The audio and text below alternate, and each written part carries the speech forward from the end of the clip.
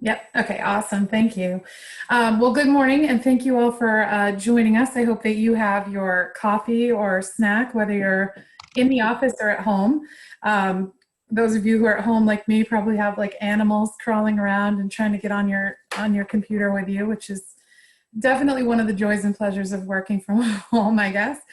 Um, I'm Jess Norton. I work at Kennebec Savings Bank, and I am honored to be this year's United Way Board Chair, United Way of Kennebec Valley Board Chair. I know that this is kind of an unconventional way to meet for a Pacesetter kickoff, but I'm confident that we can make this happen and really rally around the message of United Way and the common goal that we all have of helping our community. So appreciate everybody joining us today in this new way.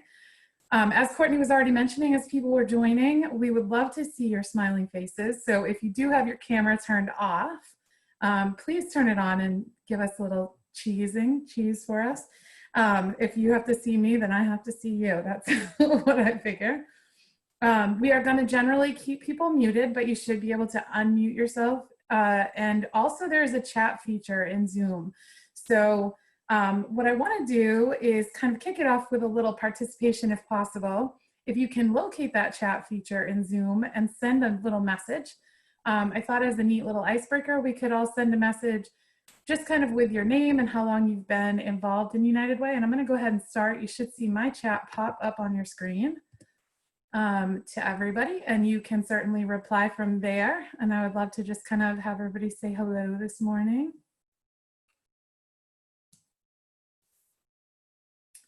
While that's happening, hi Sue from NRF, at least 20 years. Holy moly.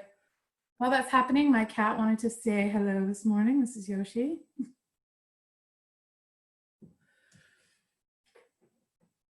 Scott Fawcett. Hey, Scott. Chris and Sarah. Definitely an accelerated fast track 3 years. Paula, good morning. Alyssa, hey, thanks for joining us, Alyssa. Christine from Snow Pond. Robbie, oh, now they're moving fast. Jen, I'm not going to catch them all, but thank you all so much.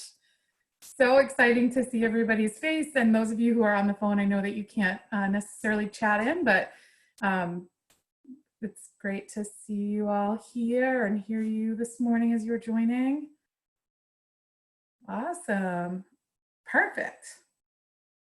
I see lots of United Way KV board members, past board members. Alyssa was our last year's campaign chair. So it's just really exciting to see everybody on this group this morning. So again, sit back, relax, enjoy your coffee. We've got lots of stuff to talk about this morning.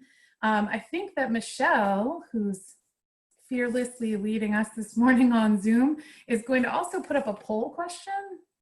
There it is, look at that. Just so that we can all kind of get familiar with the different features of Zoom. So what could make 2020 better for you? Working remotely for the rest of the year, a successful United Way campaign, no more Zoom meetings, kids going back to school, or going back to the office.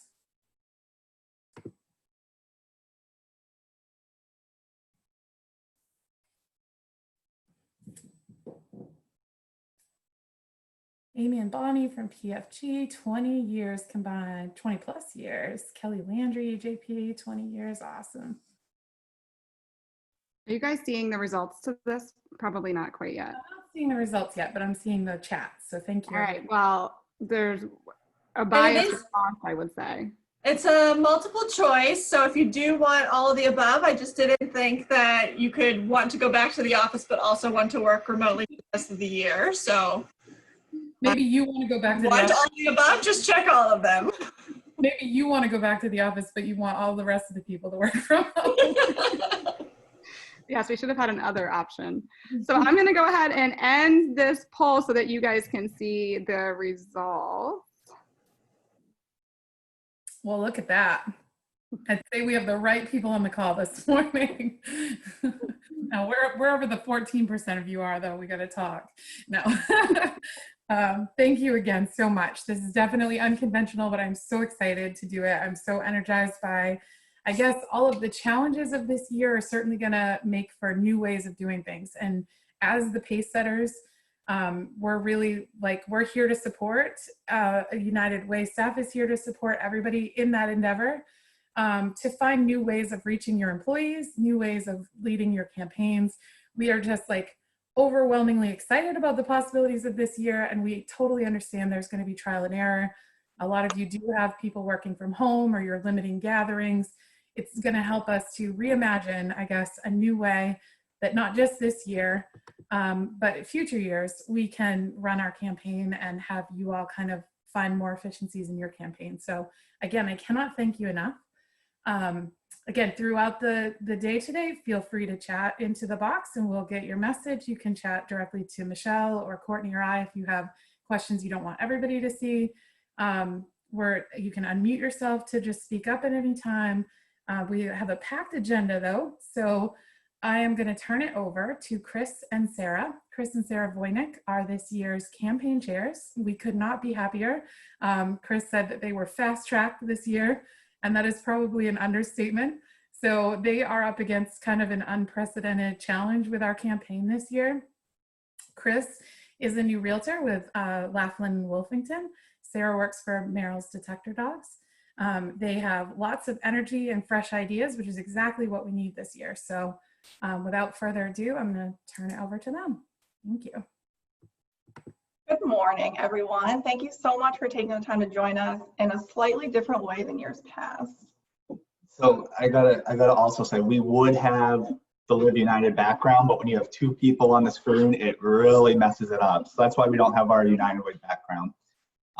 So yeah, as Sarah said, although this year looks different than previous years, our work has never been more important. Our partner programs are seeing some of the highest numbers in their existence as more and more people are relying on them. Chris and I grew up in this community. We graduated from Rannocook High School. We both went to Thomas College, and we currently work and live in Augusta. We know this community, and more importantly, we know that this community is strongest in times of need. So as a Pacesetter business, you and your business play a critical role in the overall success of our campaign. You have the unique opportunity of setting the bar high and leading the way. So first of all, thank you all for being here. When this group raised a little over $1 million before September's campaign kickoff last year, we had already done 59% of the work towards the total campaign goal. I'm here to ask you to do it all again this year, even in times of difficult situations. My work as a board member, I've always taken pride in making the ask. We have to make sure every single person has the opportunity to give so that they can make their own decision. And that's what United Way is about, giving all people a chance to give back to their community in the easiest way possible. So let's be sure to make the ask. Let's encourage people to dig a little deeper if they can, because our communities have been hit especially hard with COVID. So let's set another strong example as Pacesetter organizations right out of the gate. Everyone is counting on us more than ever, and certainly the people in our community are counting on us the most. When we have the campaign kickoff in September, our non-Pacesetter businesses will recognize the rest of the campaign is up to them, and they will be inspired to take the leap because you guys led the way. And with that, I'm going to turn it back over to Courtney, the United Way Executive Director.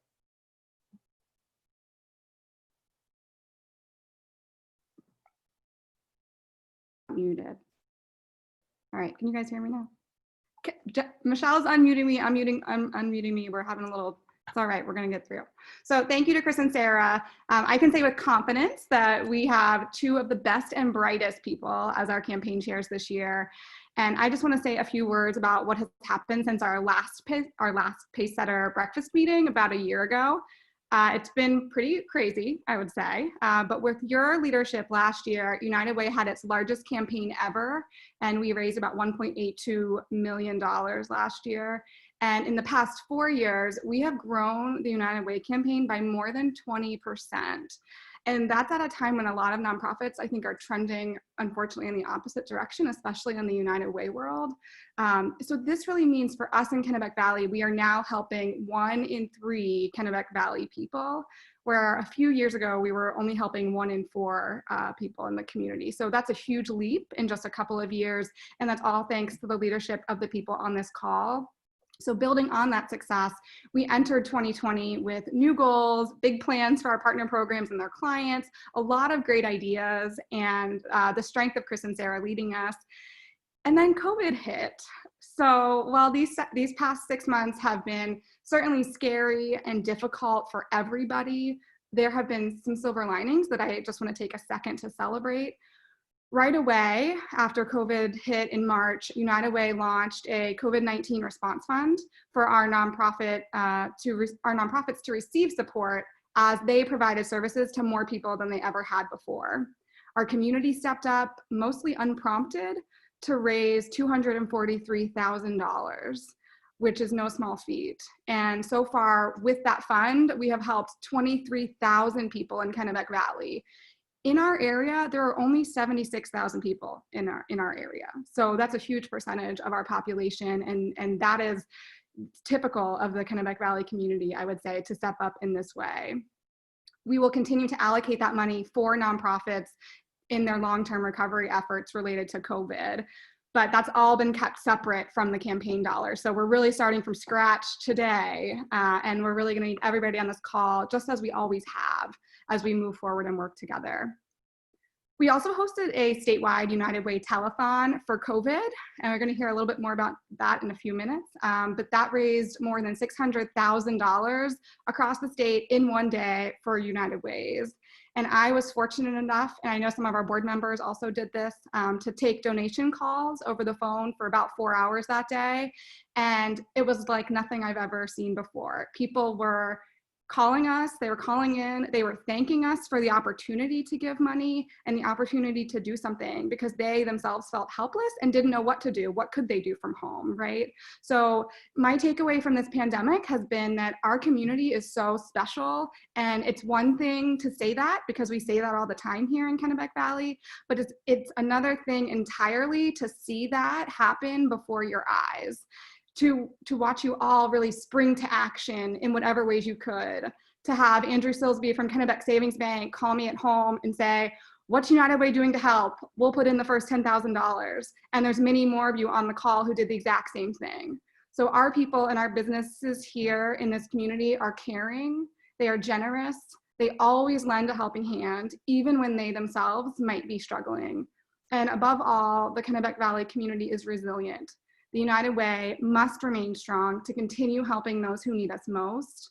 We are celebrating our 65th birthday this year, which you will see on all of our campaign materials and all over. And I know that we've got 65 more years in us, because we have to. Local people need United Way more than ever, and that means they need you as our staunchest supporters. So thank you guys for being here today and always. And with that, I'm going to turn it back over to Chris and Sarah. Awesome. Thank you, Courtney.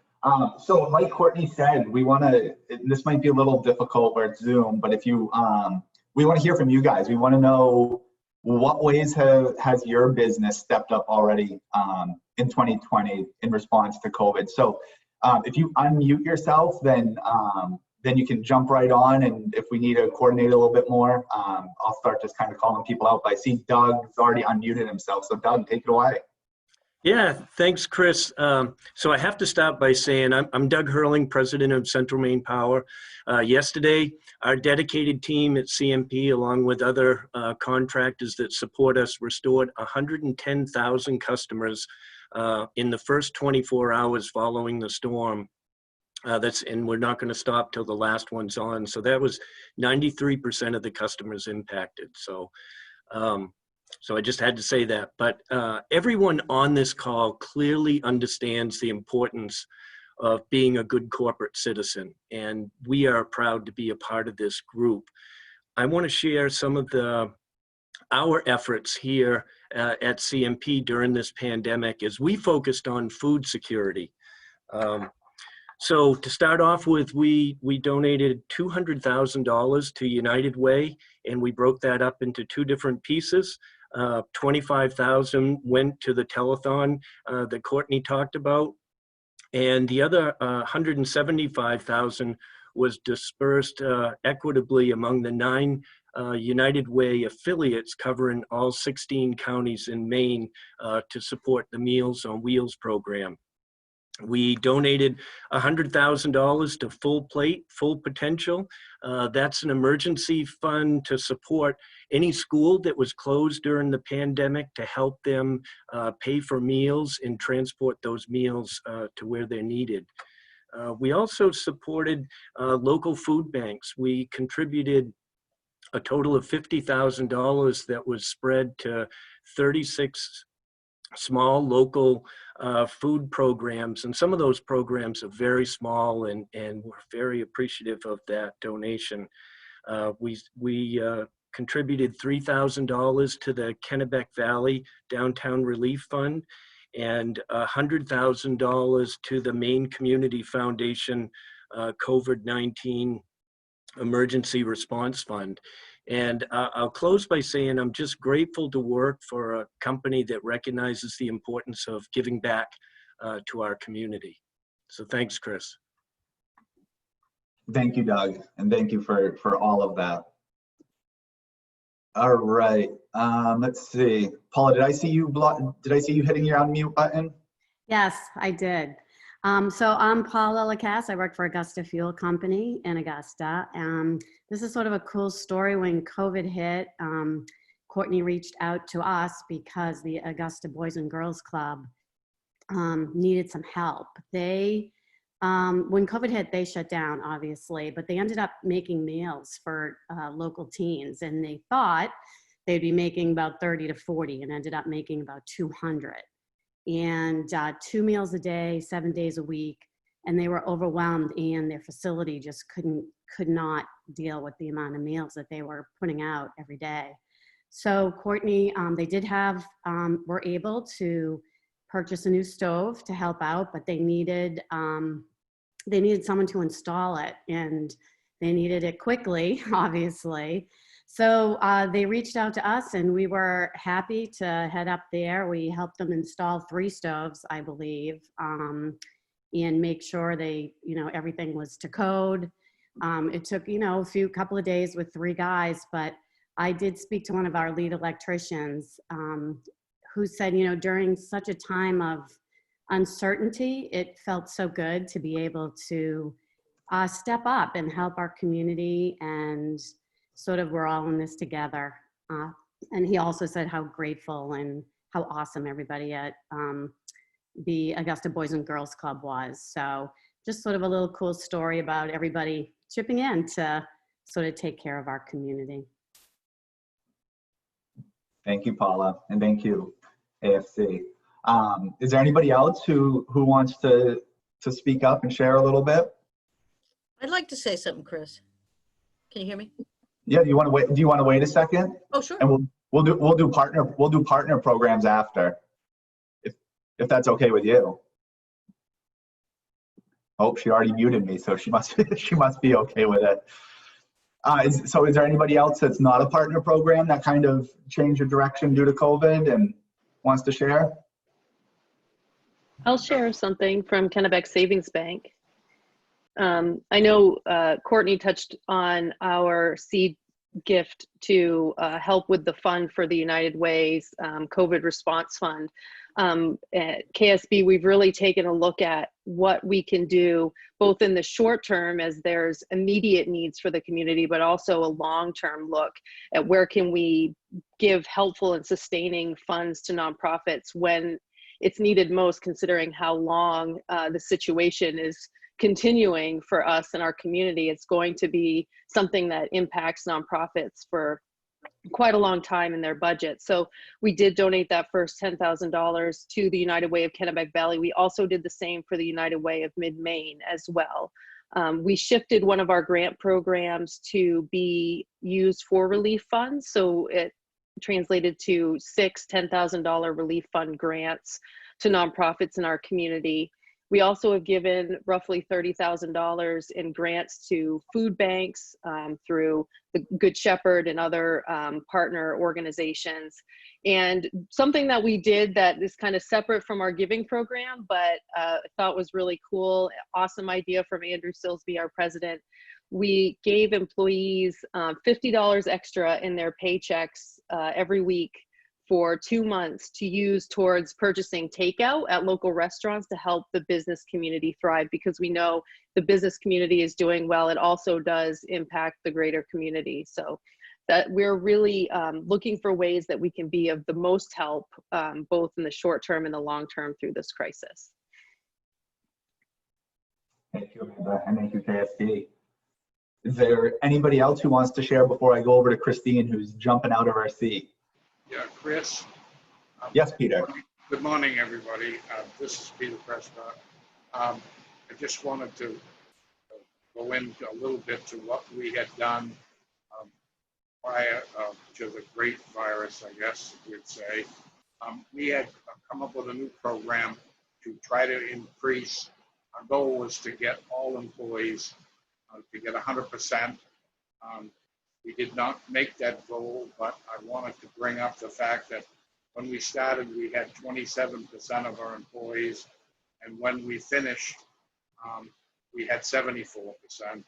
So we had a great increase, and we've got a much bigger and better program that I'm going to have Kelly tell you about if you've got the time.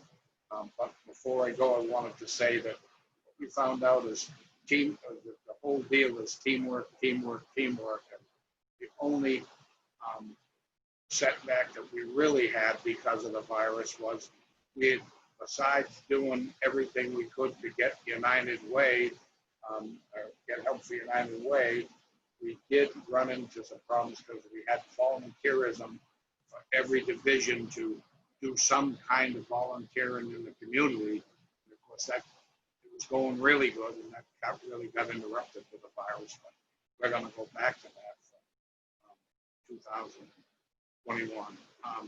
Kelly, can you go through what we're going to do for this coming year?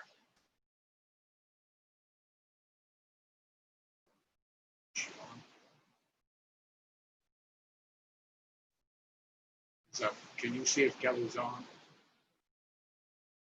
They're ready to select. I'm not seeing Kelly. Kelly She's Landry, on. the call? I think I've Okay. unmuted myself. There you are, Kelly. Yes. Courtney, are we ready to go through what we're going to do for 2021? Sure. I was going to have you sail us off into the sunset at the end, but let's do it now. Oh. So we've had some conversations about, as you know, our big push last year, we wanted 100% participation, and we didn't quite get there. So for this year, we have decided we are going to continue dollar for dollar match for all of our employees for 2021. We are going to do a drawing for every employee that participates in the Giving to United Way. We're still trying to determine what that prize is going to be, but it's going to be significant, something such as a television or a gift card, something to that fact. We also, for every employee that will increase their donation by at least 10% or greater, their name will go into a drawing. And if the company is able to increase participation by 10% or more, the drawing will be for 1 week paid vacation. And our big push again is still 100% participation. And if we get 100% participation, we will give every employee their birthday off with pay in 2021. Thank you, Kelly. I'm just going to jump in really quickly and say, wow, because when I talked to Peter earlier this week, and when I talked to you earlier this week, not all of this had been fleshed out. All I knew was that EJP was feeling very generous, and you certainly are. So I thank you for that. And Peter, you've always been such a mentor to me in my time at United Way, and I'm really grateful for your leadership. And I think, as always, EJP sets the bar really high for the rest of us, and it certainly makes us think about how we do things at United Way as well. So thank you guys for sharing a little bit more about that. Going to be asking for your help for it. You'll be the first one to give to it. I'm here for you, Peter, always. All right, I just filled out my resume and I'm sending it over to you, Peter, so keep an eye out for that. All right, so Christine, thank you guys. Peter, Kelly, everybody over at EJP, that's incredible. I hadn't heard about that either, and that's just amazing. You guys are always kind of innovating on how you can get those numbers up, and we appreciate it so much. Now let's get to Christine. I want to hear from some partner programs that have kind of stepped up or pivoted due to the COVID response. So we'll start with Christine. Well, I just want to say I got all excited when Paula spoke, because part of my little story that I wanted to tell you involves the teen center at the Augusta Boys and Girls Club. So early on, what we is for anybody that doesn't know, Snow Pond Center is the home of the New England Music Camp. Therefore, we have enormous capacity for cooking. In the summertime, we might do 1,000 meals from our kitchen. And that's one of the things that early on we decided to do, was see if we could use our kitchen to help cook, you know, send out meals. And I want to say that my experience in the last few years, I'm relatively a new kid with the United Way.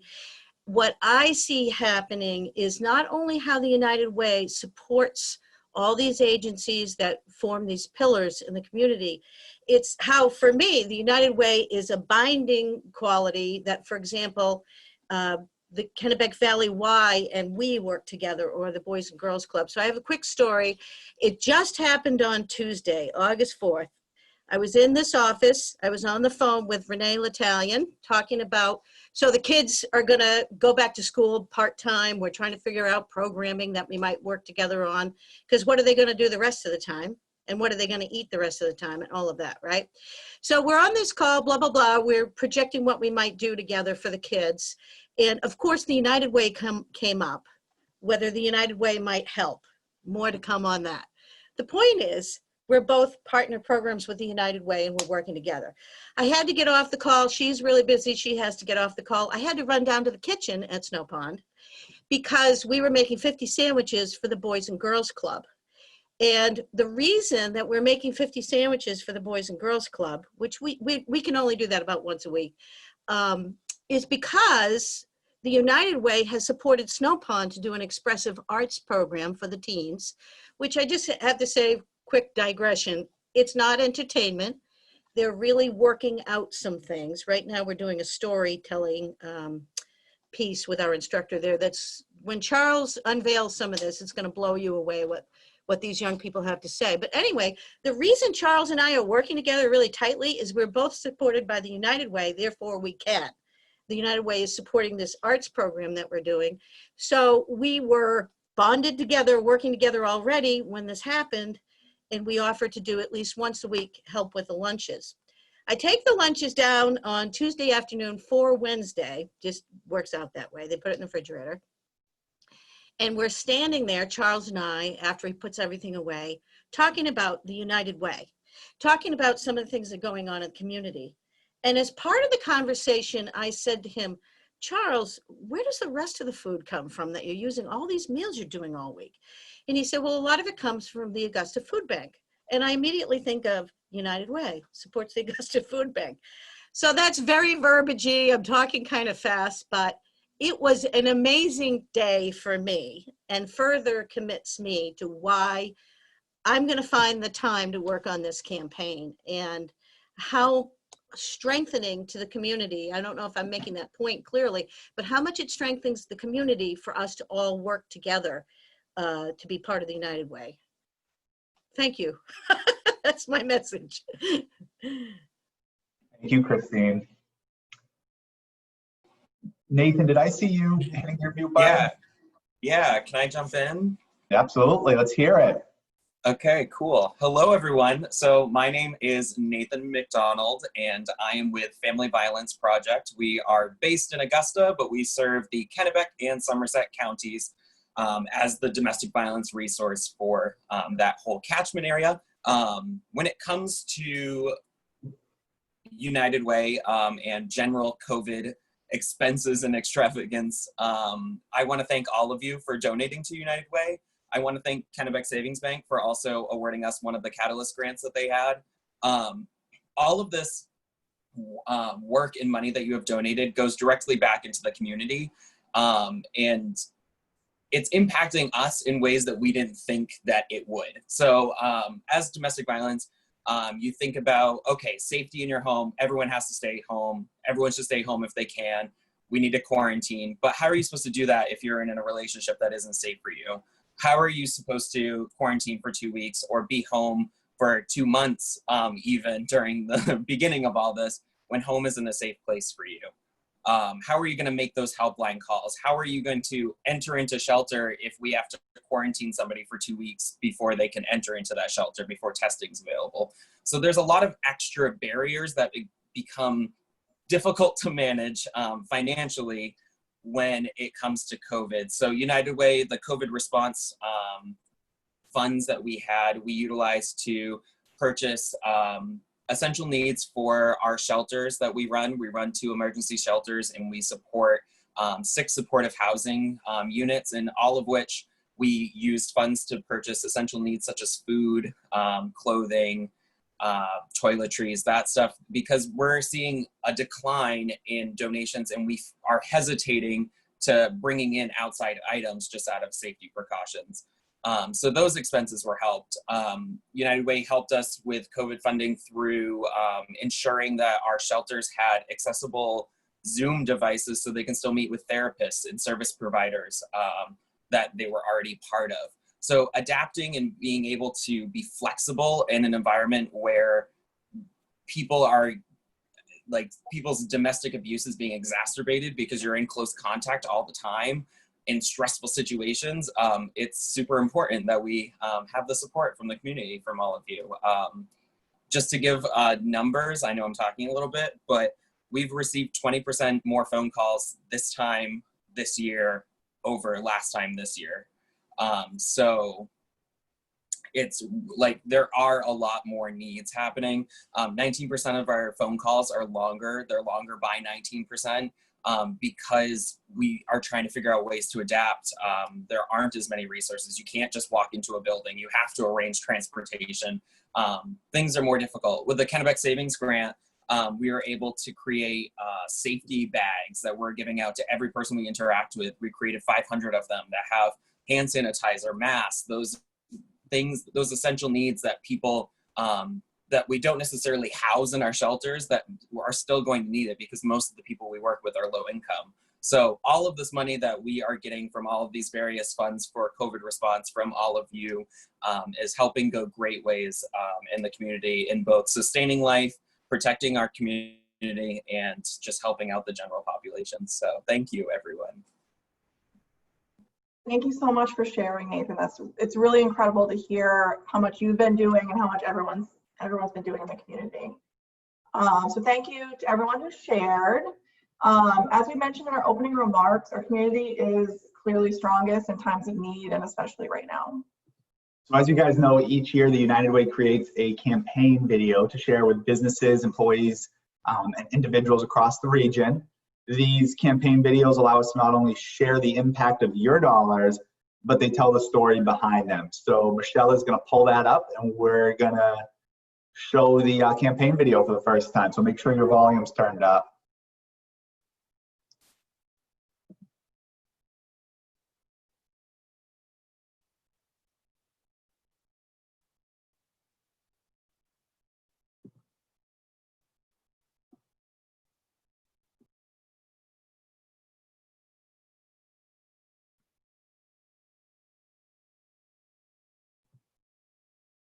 We don't have sound. Yep, there's no sound, Michelle.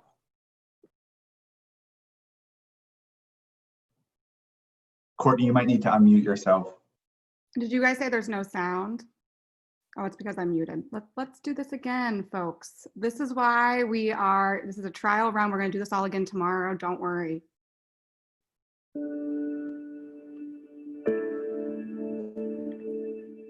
People may have lived their entire lives thinking, I don't need help. I don't need nonprofit services. And now those same people are finding themselves struggling to make ends meet in light of COVID.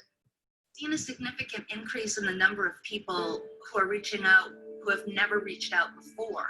Help with their rent, their fuel, and by far the most important one was their food and security needs. We thought we knew the need before COVID-19 and we didn't. This isn't about life choices or poverty or any of those other notions that we might have. Over the past few months, thousands of people in our community lost their jobs overnight, and that is when our nonprofit program stepped up. Snow Pond Center for the Arts opened our commercial kitchen for takeout food and worked with all of our community partners to develop a buy a meal, give a meal program. We have served over 600 meals to community organizations like the South End Teen Center in Waterville and the Boys and Girls Club Teen Center in Augusta. We shut down all of our services to keep kids safe, to keep families safe, but immediately pivoted in a week's time to providing childcare to MaineGeneral health professionals, DHHS essential staff, and CDC essential staff. We were serving over 800 people agency-wide. We're now serving over 1,700 people. At this point, we've served 26,000 meals to local teens. So many families and children at home at this time, we thought a great way to support them would be to create some online videos. So we create these step-by-step videos that sort of show families how they can introduce educational activities to their children using really common household items or things that they already have around the house. We have been offering emergency dental care following the Centers for Disease Control guidelines as well as the Maine Dental Association guidelines. This will help keep people out of the emergency room so that the people that have more urgent care can be seen at our area hospitals. In the beginning of May, we ended up repurposing our farm stand, opening it early, and stocking it with essential grocery items, nutritious, canned, non-perishable food, and products such as diapers and toilet paper, hand soap, cleansers, disinfectants. Right now, organizations that serve people every day are finding themselves under-resourced to meet the growing demand for services in our community. The COVID virus has impacted the Children's Center dramatically, financially, programmatically, obviously our staff, but in particular for kids that have special needs. Not only have they lost that opportunity to catch up, but they've regressed in almost every case. That's why now more than ever, the Children's Center needs the help of our community. Faith Food Pantry operates out of Gardner, Maine. More people are unable to get to a grocery store or a drugstore. Without a food pantry, these people would go hungry. It is important, more important than ever, to be here to help those in need. KVCAP has provided essential, vital services to people in the Kennebec Valley region for 55 years. If we cease to exist, there would be a huge hole in the safety net for the people in need. For example, the loss of transportation services would create a massive barrier for scores of people that rely on us every day to get to work, to get to medical appointments, and to access local businesses. Our efforts at Literacy Volunteers are to help individuals with their reading skills so that they can get their high school diploma, they can gain citizenship, they can boost their literacy skills so that they are able to be more independent, self-sufficient. You know, you get to use your skills to help another person gain skills, and you create a connection with another human being. And there's nothing better than that. We thought that now was more important than ever to step up and co-chair the United Way campaign, because Sarah and I have lived here our entire lives. We grew up here, we went to school here, and now we work here, and we've been involved in the community for a few years now, and we thought that this was the best way for us to give back. The United Way has been a trusted organization for over 65 years that uses your money, your donations wisely and strategically across the Kennebec Valley. United Way makes it easy for everyone to donate to them by using payroll deductions. It's really important to give to United Way directly because they allocate the money they receive to vetted programs across the community that are most in need. And that's where every person in this community has a chance to step up stand behind these causes that we care so much about, and support the good work that's being done here to make sure that it continues long into the future. I know that the people who get the meals really appreciate them. We get a lot of comments back from them. Some of them only get that one meal a day. One comment.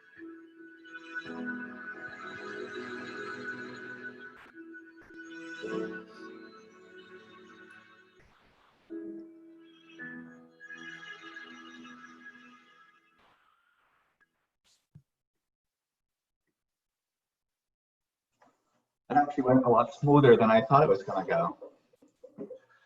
So our community nonprofits have needed us or needed our support long before COVID happened, and they will likely need it long after COVID-19. Each of your organizations has always stepped up, whether in times of prosperity or times of uncertainty. Because of this, nonprofits throughout the Kennebec Valley are able to rely on the United Way to help build programs that address so many services that many of us have never experienced or even thought about. Together, we have helped children as young as 1 all the way to senior citizens as old as 101. We have fed the hungry. Together, we made shelter accessible for the homeless. We've transported the immobile. We've provided health services for the sick. We've achieved the complex tasks such as integrating entire international families into our community to something just as simple as making sure a children has a pair of mittens in the winter.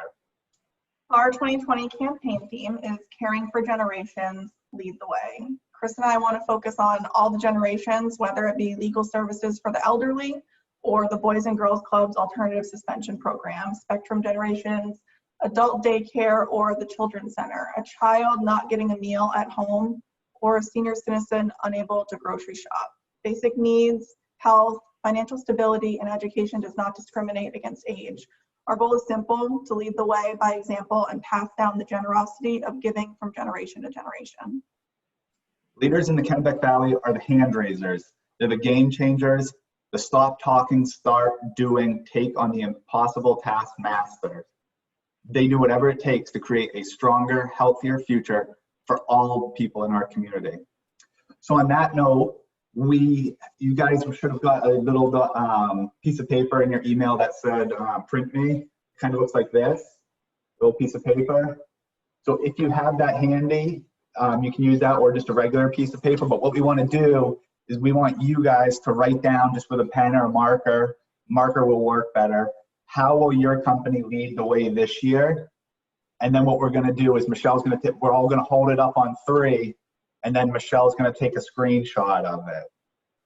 So again, we're going to write down on a piece of paper, how will your company or how will you lead the way this year?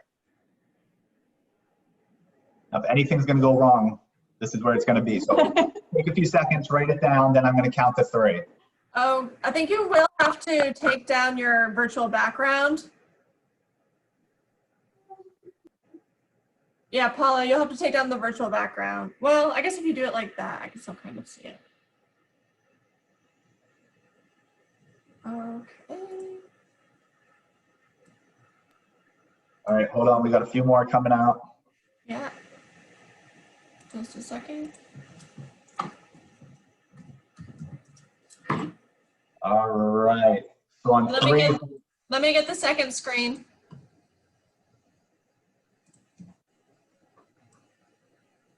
Okay, we're good.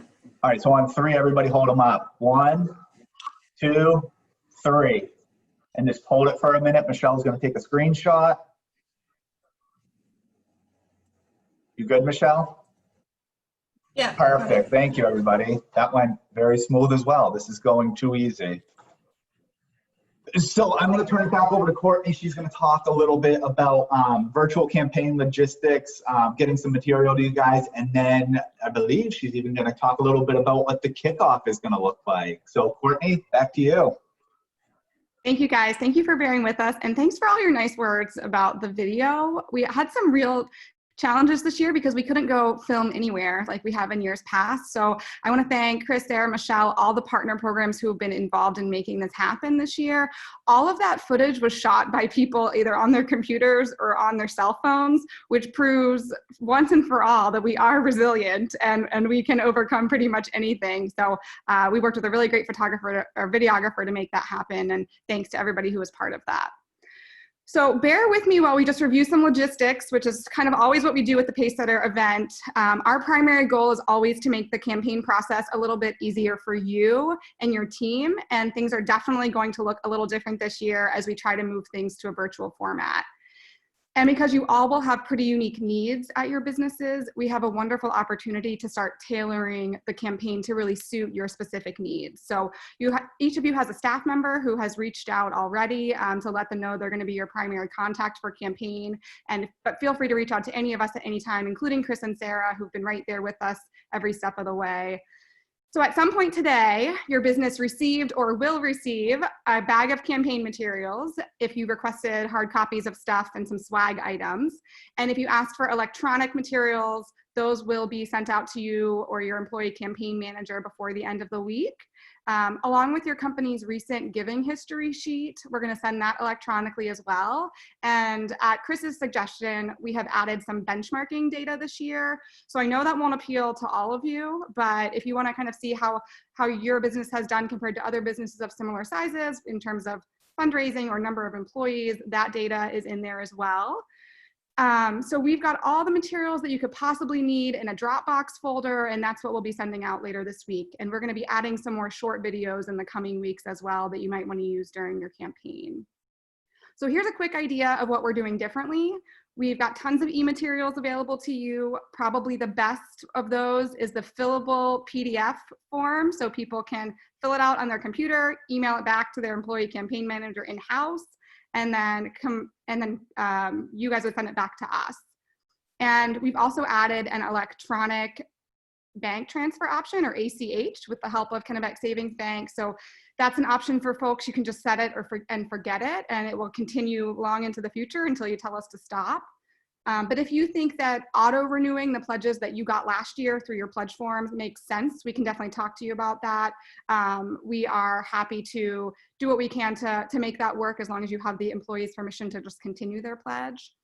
And we can also replace your typical in-person United Way meeting by doing some virtual events or live events if that makes sense as well. So keep us posted on that, and we can even invite a nonprofit client to join us if that seems like something you might want to do. Maybe some of our folks on this call today. And our staff and our campaign chairs are going to be recording some short videos to give the usual United Way overview. These are going to be available in the coming weeks, like I mentioned, as part of that e-package. So if it makes sense to not do something live or virtual Zoom with your employees, those will be an option as well. And you can put them on your intranet or things like that. So that's a sampling, and we're certainly going to continue collecting ideas from all of you on this call. I think EJP shared some really good ideas earlier here. Another thing that we typically do each year is an employee campaign manager guide, and that is going out to all of our employee campaign managers this week. It really focuses on how to make your campaign successful in a virtual environment, because we know that it's going to be harder than ever this year, and we've all got new challenges. We're reinventing every event that we're doing, and I know you guys are going to be doing the same thing. So even the most seasoned vets might need some additional ideas now that we're dealing with the COVID situation. The guide has a campaign checklist, some sample emails, and then some timely fundraising ideas like a coronavirus swear jar, virtual bingo, virtual chop challenge, all of which really reflect the current state of the world right now. We'll also be doing a deeper dive into the employee campaign manager guide on August 12th and 27th. We're going to do 2 virtual ECM trainings. So be sure that someone on your team is able to join us for one of those if they are looking for additional ideas. We'll get much more into the weeds on the actual how-tos of how to run this year. And just briefly, I wanted to speak about the campaign kickoff. You're probably all wondering what the heck we're going to do this year, because we obviously can't have 330 people inside the Civic Center as we have done in years past. So we are following the lead of other organizations and moving our event outside. We are going to be doing a drive-in movie night kickoff event in the parking lot of the Civic Center. It's going to be much more family friendly, so a little different than in years past. And we're certainly hoping our businesses will come out and support us and join us as they always have, but also could potentially bring their families along as well. We're going to be showing an animated film at the end of the event, and we're going to do an abbreviated United Way portion, and that is going to be on September 16th. And prior to that, so that's going to be probably opening the parking lot around 5 p.m. But prior to that, around 3 o'clock, we're going to have a drive-through campaign collection because a lot of our nonprofits are in need right now for pretty unique items. And Chris had the great idea of making it kind of a dump what you collected during COVID. If you have an excessive supply of anything as you were stocking up, kind of empty your stockpile. So we're going to be collecting certain items. We'll get more information out to folks in the invitation that's going out next week. And a lot of our businesses on this call especially have really stepped up already to sponsor that event. And we're really grateful. We're just going to keep trying something new for all of our events, and we'll see what the campaign wrap up brings in January. But really grateful just for the creativity and the understanding of everybody on this call as we try to move forward and do something a little bit different.